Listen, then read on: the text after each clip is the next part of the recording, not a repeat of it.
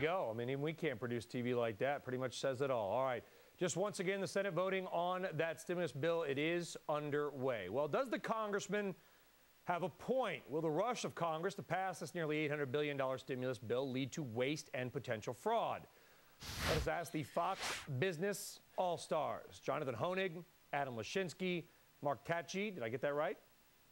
It's not been a good day for me for names. Yes, you did. And Tracy Burns, thank you very much. All right, everybody. Tracy, we'll start with you because you're the only one nice enough to come on set with us tonight. And I have the easiest name. That's right, I can say I would if I could, Brian. It's been a long week. I was trying to read the stimulus bill, okay? I got pork in my head, so it's all clogging it up. Tracy, what do you think? Does haste make waste? I mean, obviously it does. My God, I tell my 4-year-old that, and she knows it already, and yet these people down in D.C. don't. Look, they have to be able to read this, digest it, be able to figure out what's a penciled-in correction and what's actual. How could they possibly vote on this thing? And the worst part about it is there's this fire drill out there that we have to have it done before the holiday because everybody's got vacation plans. Well, some people have very specific vacation plans, but we will talk more about that a little bit later on. But that's not how you make decisions, and that's not how you spend $800 billion. You don't do it that way.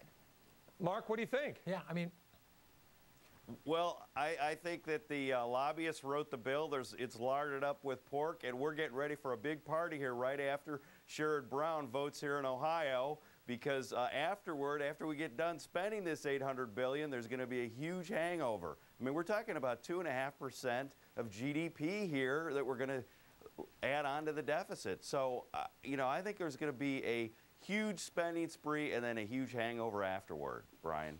Jonathan, sorry to cut you off before that. You agree? Yeah, I mean, Brian, listen, I invest for a living. And if I invested money the way that these congressmen and senators are spending $800 billion, my investors probably throw me in jail. I mean, a bad idea doesn't become better just because it's done quickly. And this bill puts hundreds and hundreds of billions of dollars into our dollars, tax dollars, in the hands of unaccountable bureaucrats who, frankly, don't know the first thing about business or finance. And I'll tell you what, Adam, it's much more than pork. I don't know if you heard our interview earlier with Dan Burton of Indiana, and I asked him if he thinks this puts the credit rating of the United States in jeopardy, and he said it might. I mean, can you imagine if U.S. government bonds and our credit rating is downgraded? Well, he's entitled to his opinion. Congressman Burton and my good friend Jonathan, the fact of the matter is they wouldn't like this thing if it was voted on this evening, if it was voted on next month, next year, or 10 years from now. They just wouldn't like it. I'm not going to tell you that doing this thing quickly with Post-it notes is a good idea.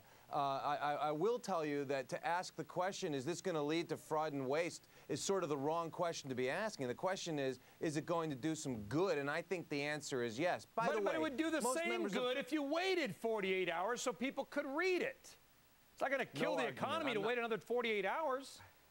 No one can debate that. That's again, you know, it's against the whole spirit of what President Obama said he would do to try to make something like this happen with that sort of time frame. I completely agree. And you know what? It's actually kind of sick that this poor man has to fly back from his mother's funeral so he could vote this thing through. Yeah, does anybody have any compassion down there? They have no brains. And I'm sorry, it all comes down to Pelosi. I know, Senator should wait and should be at home with his family. It's going to pass anyway. Of course so it is. This is I know he wants to do the right thing, but be at home with your family, you know, rather than come back. Plus the cost to come back is going to be a cost to the taxpayer anyway. Yeah, Brian, I mean, sorry, but, you know, spending money does not create wealth. And that's been the whole premise of the stimulus from the start, is the more we spend, the more wealth is created. And, my God, if that was the case, let's have a stimulus bill every week. We could spend $100 trillion. It's flawed from the start. What are we going to do there? So, give them tax cuts? We're going to give them tax cuts? Is that the answer to this thing? I mean, come on. Well, I agree that we don't have any problem. We don't know whether this is going to work, but we're just going to cut the taxes? It's not going to work. I mean, they're saying this thing's going to create 3.5 million jobs. That's not what we're hearing. Economists are saying closer to 2 million jobs. So it's not getting the job done at the end of the day that he's promoting, that he claims this is the albeit fabulous savior bill. Right. And it's going to cost us way more than it should have ever. All right, and, you know, I agree with Adam. I don't know if we know whether this is going to work. Yeah, I don't think anybody can say that. I don't think we have any idea. We don't know. You're exactly right. We don't know whether it's going to work. And that's why it might be good to wait on it, vet it, and try to get out some more of the pork. I mean, you know, there's some good things in here.